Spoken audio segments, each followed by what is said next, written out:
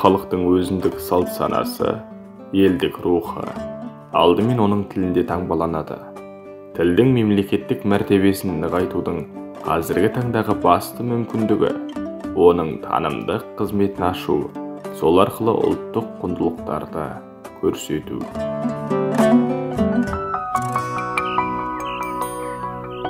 Кимешек қазақ әйелдеріне тән ерекше бас киім.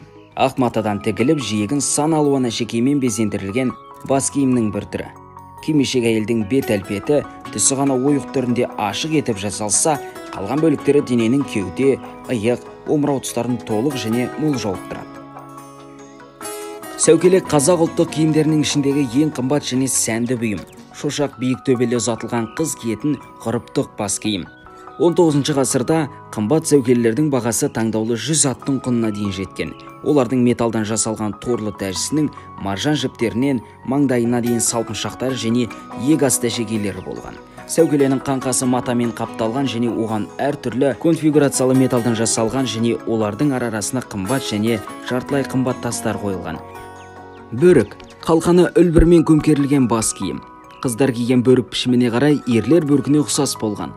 19 ғасырларда оның сыртқы түрі ұшы үшкір биік күнстік пішіннен басқа да жайлы киілетін биіктігі аласа бас киім түріне өзгерген.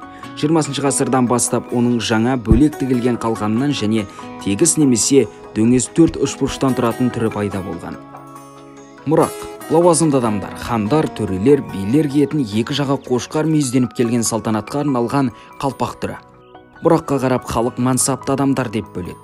Оюлап, өрнектеп, әртүрлі алтынданған, күмістелген жіптермен зерделенеді. Мұрақты әр жерде әртүрлі атпен айырып қалпақ, сәукеле қалпақ деп атап келген. Мұрақты киюдің өзіндік тәсілі болған. Оны тік арнайы тігілген шошақ қалпақтың сыртынан ғана киетін болған. Құлақшын барқытпен тасталған 4 сайдан құралған ер адамның қыстық бас киімі. Бидайы түлкі терісінен төбесінің астары саржадан салынған. 4 бұрыш болып қайырылған маңдайына және желкелігі мен құлақшалары ішкі бетіне түлкі терісінен тігілген. Желкедегі қысқа құлақшалары ұзындау, сол жақ құлақшаларының ұшы ширатылған жіптен ілмек, келесінің ұшына түйме тағылған.